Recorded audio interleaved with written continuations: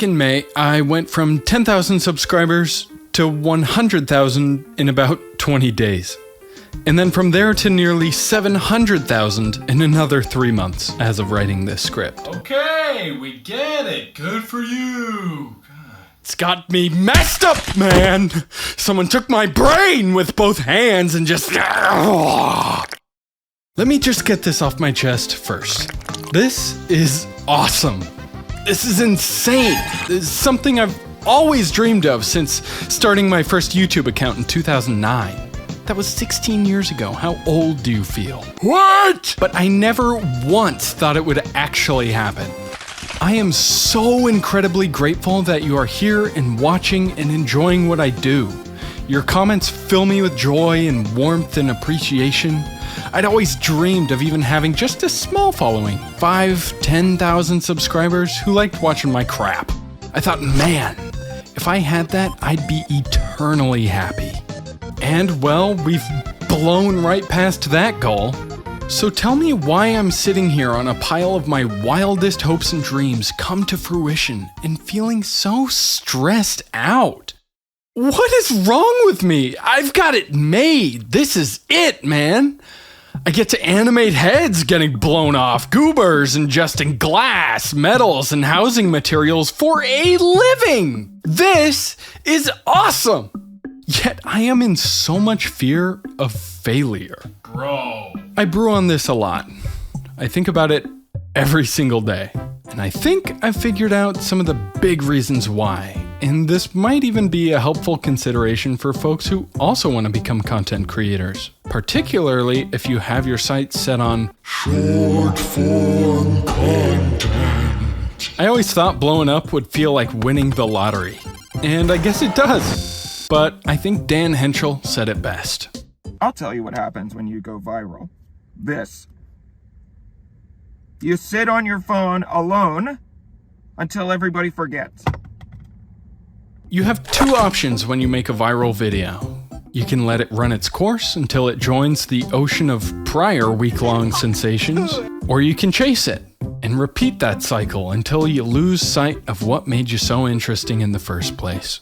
Much like any addiction, the first high of making a viral video is the best. And after hitting it again and again, what used to be euphoria just feels like a baseline. And anything less feels like you're worse off. The thing with short form content is that it's so incredibly volatile that one day something that works great will not do the same for you the next day. Maybe you'll hit a stretch of home runs for a couple weeks, maybe even months. Oh yeah! But in many cases, it's a gamble, and is bound to return to its much lower, leveled out state eventually. Aw, dang it. Aw, dang. This absolutely plays with the same chemicals as gambling or smoking or doom scrolling, and to me it doesn't seem like the way anyone should feel as a content creator. I should not be concerned with how I'm gonna get my next fix, crafting a video that'll perform as well as possible. I should be concerned with how much I'm gonna enjoy my next video, feeling comfortable about my satisfaction with the content itself, not its performance metrics. And that brings me to the next mental hurdle of creating short form content. Identity crisis. I lost something once.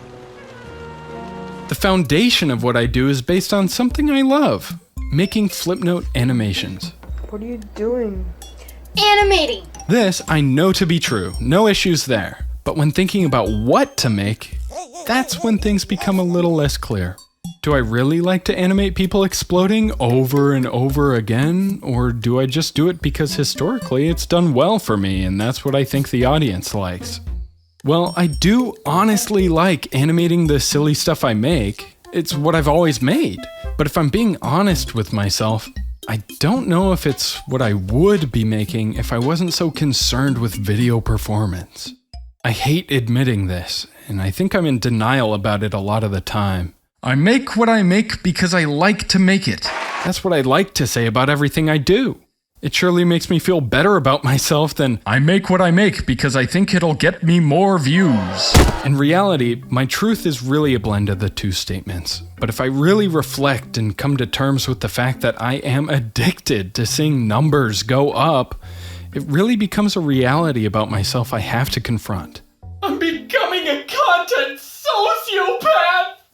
But it gets worse. My fixation on metrics is something I've recognized in myself for some time now. I thought, well, okay, my videos are not as true to myself as they once were. They performed better before I ever cared about metrics. So that must be the problem. I'm gonna make what I truly want to make. The irony in that being that my main drive to make something for myself was to improve my metrics. Also kind of funny that the animation that put me on the map was one of a guy taking a projectile dump.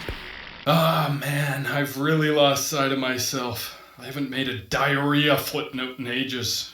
Who even am I anymore? Regardless, I've made quite a few videos, bigger and smaller, made purely for me to enjoy the process in the final product. And, well, I'll just say that just about every time I drop them, the dementia creeps in and I lose sight of why I made the videos in the first place. It's bombing! Nobody likes it! I gotta do the sawdust eating footnote stat! The cycle continues, and I am at the mercy of my addiction. My hole has been dug ever deeper. Because of this, being a short-form content creator has felt like being put in a box in ways that I didn't expect. When I'm in a numbers slump, the aching need to create content that I think will perform the best is at its strongest. And when I'm doing really well, the fear of trying something new and losing the momentum is at its strongest. It seems no matter how I'm doing, exploring new ideas is always discouraged. I imagine this is why studios like Disney tend to fall back on sequels and remakes when they're in a slump. They know it'll make money. But they seem to forget that if they had never given new ideas a shot in the first place, they wouldn't have anything to remake or turn into a sequel. I need to remember this too. Honestly, there's a lot I can say about being a short-form content creator and why it's a bit of a mental roller coaster. Between the need to upload every single day to stay relevant and the absolutely insane and unhealthy ups and downs in performance and its grasp on my mind, I'm really just being a tad dramatic. I'm happy. I'm happy with who I am, where I am, what I do in my life as a whole. I'm grateful for the opportunities I have, and I'm grateful to have seized them. This video might serve as a cautionary tale, but not as a deterrent. Just never forget to remind yourself of what you have now, where you were before, and where you're headed. Graphs and numbers are wonderful some days, and really scary on others, but you're gonna be okay. If doors close, there's always time to open new ones. It is never too late. Just don't give up. And do always hold on to who you are. Don't compete or compare yourself to others. Just keep yourself inspired and always remember why you do what you do. Always ask yourself, what would you like to do? Now that I've written this video, I have something to keep me grounded. And when I feel stressed with my numbers and graphs in the future, I can always come back to this video and hear that way back then, only 6 months into the YouTube thing, I had the same fears. But look at me now. And you too, viewer. Ups and downs in the short term don't mean anything in the long term. Keep your head up, buddy. You're killing it. It feels great to get that off my chest, honestly. And now I feel like a mental door has opened.